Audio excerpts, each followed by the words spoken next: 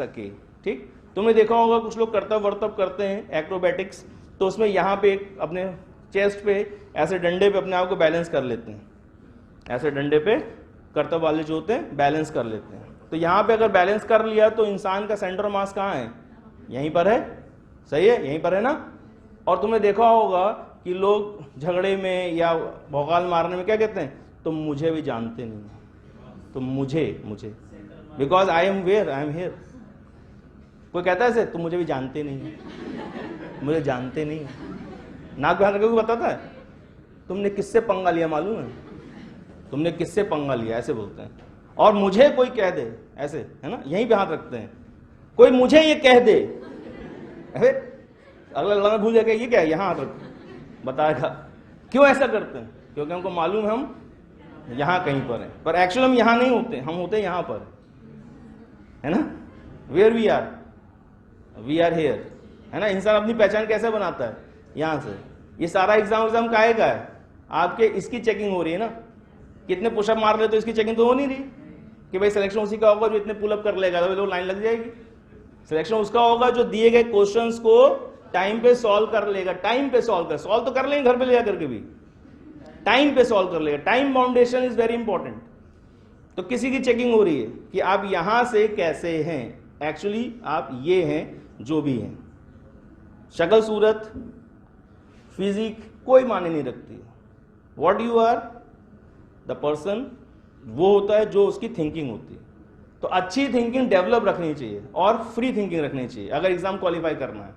Tensionise thinking में आप deserving हो करके भी कभी कभी क्वालिफाई नहीं कर पाते, टेंशनाइज हो जाते हैं, प्रेशराइज हो जाते हैं, और फिर आप क्वालिफाई नहीं कर पाते तो आप कहते हैं कि मैं डिजर्विंग था और मैं सेलेक्ट नहीं हुआ। तो क्या ये बात सच है? ये बात सच नहीं है।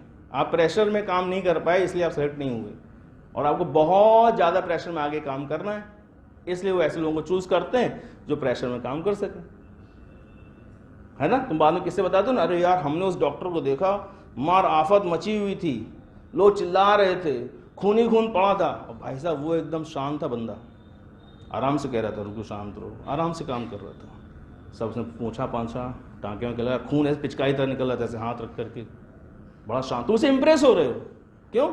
क्योंकि वो इंसान है जो इस कंडीशन में काम कर सकता है, प्रेशर में, समझ लो ना। That is the time boundation importance आपकी एग्जाम की, समझ लो ना। किसी की चेकिंग है नॉलेज प्लस कंडीशन, उस नॉलेज को आप उस कंडीशन में डिलीवर कर पाते हो या नहीं।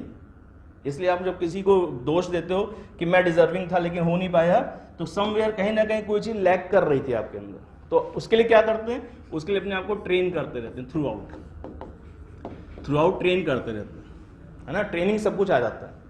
जैसे आप पैनिक करते हो, जल्दी जल्दी हड़बड़ाते हो, लेकिन आप ट्रेनिंग दो अपने आप को खुद देनी पड़ेगी कि टाइम जो है वो अपने हिसाब से बीतता है। जैसे 1 मिनट का टाइम मिला क्वेश्चन करने में, तो 1 मिनट में बीतेगा, ऐसे नहीं बीत जाएगा। तुम्हें लगेगा कि ऐसे बीत रहा है, उसमें अरे निकल गया निकल गया, टाइम नहीं पूरा टाइम तुमने निकाल दिया, अभी टाइम था, है ना। तो आज के लिए इतना बहुत है। अब सुनो, सेंटर ऑफ समझ गए। ट्रेनिंग दो अपने आप को कौन ट्रेनिंग देगा? तुम खुद ही दोगे अपने आप को। कौन समझाता है? तुम खुद ही समझाते हो। रोते रोते क्यों चुप हो जाते हो? कोई कितना चुप है, लेकिन तुम तभी चुप हो जब तुमने खुद को अपने आप को कन्विंस कर लिया कि हो गया बहुत, ठीक है चलो कोई बात नहीं, भाड़ में जाता था, तो तुम चुप हो जाओगे, है ना। किसी और के कहने से नहीं होगे।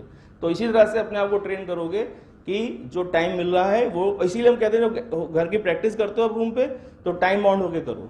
10 मिनट रखो और 10 क्वेश्चन ले लो, 10-10 पे सेट करके करो। 10 question 10 minute, 10 question 10 minute, 10 question 10 minute. उससे आपकी स्पीड और एक्यूरेसी दोनों मैच होती जाएगी, और पैनिक करे बिना, है ना।